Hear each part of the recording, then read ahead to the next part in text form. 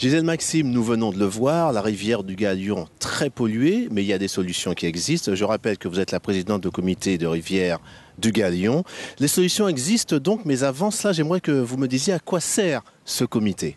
Alors, déjà, un comité de rivière est chargé d'élaborer et de suivre la signature du contrat de rivière. Et ensuite, une fois que ce contrat de rivière sera signé, ce comité aura à suivre les travaux et à voir comment sont respectés les engagements financiers qui sont pris par les différents partenaires de ce contrat. Un contrat de rivière très important donc. Oui, le contrat est très important parce que c'est un accord technique et financier qui va aller des maîtres d'ouvrage, que les maîtres d'ouvrage sont la communauté des communes, les 4 communes sur lesquelles se trouve le bassin versant de la rivière du Galion, le Gaumont, la Trinité, le Robert et la commune de Sainte-Marie.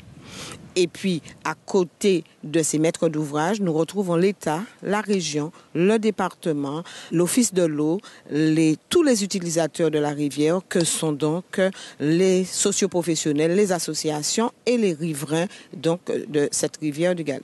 Et vous-même réquisitionné en quelque sorte. Absolument. J'ai été réquisitionné parce que membre de la commission environnement de la communauté des communes du nord de la Martinique, qui est le porteur du projet.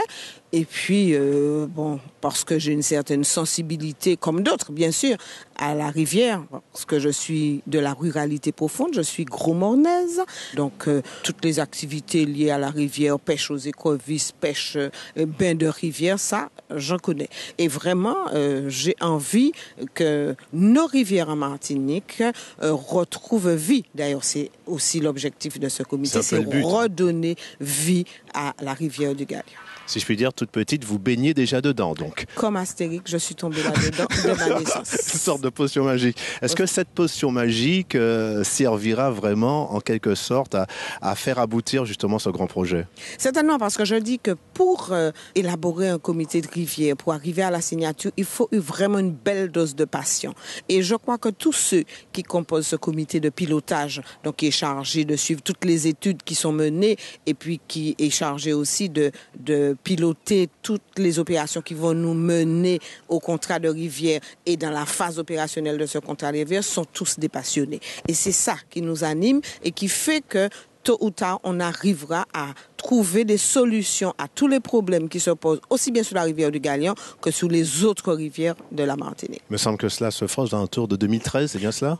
Nous avons projeté de le faire en janvier 2013, mais bon, qui peut savoir quels sont les aléas que nous rencontrerons chemin faisant. C'est donc à partir de là que les choses logistiques pourront vraiment commencer en la matière. Les choses pratiques vont commencer parce que c'est là que tous les porteurs de projets, ceux qui s'engagent financièrement et techniquement, vont se mettre ensemble parce que dois-je rappeler qu'un contrat de rivière, c'est un contrat moral. Donc, il n'oblige que les gens qui ont accepté de signer et de se lier vers un même objectif.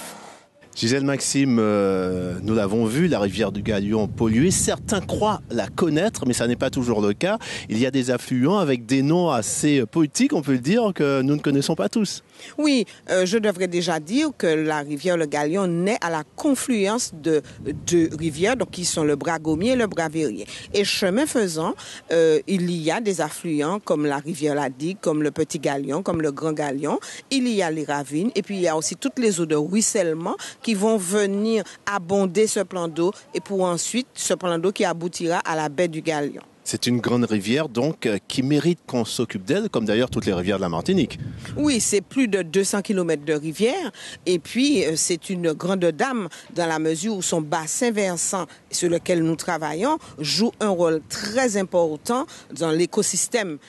Puisque, dois-je vous rappeler que ce bassin versant est concerné aussi bien par les eaux de surface que par les eaux souterraines. Donc, c'est un lieu privilégié de gestion de l'eau dans cette partie. Gisèle Maxime, tous les mois, nous proposons à nos amis téléspectateurs un sujet, donc, et cette fois-ci, il s'agit d'un métier ayant trait, justement, à notre thématique du mois. Si je vous dis toute la rivière qui descend dans la mer, ça vous dit quelque chose? Mais c'est très parlant, ça me dit des choses. La chanson d'ailleurs, toute la rivière qui descend dans la mer, la rivière la capote, qui a monté mon balai. Mais cela me dit aussi que tout ce qui se fait en amont se retrouve en aval. Donc, si nous polluons en amont, le bassin versant du Galion, nous polluons aussi la mer.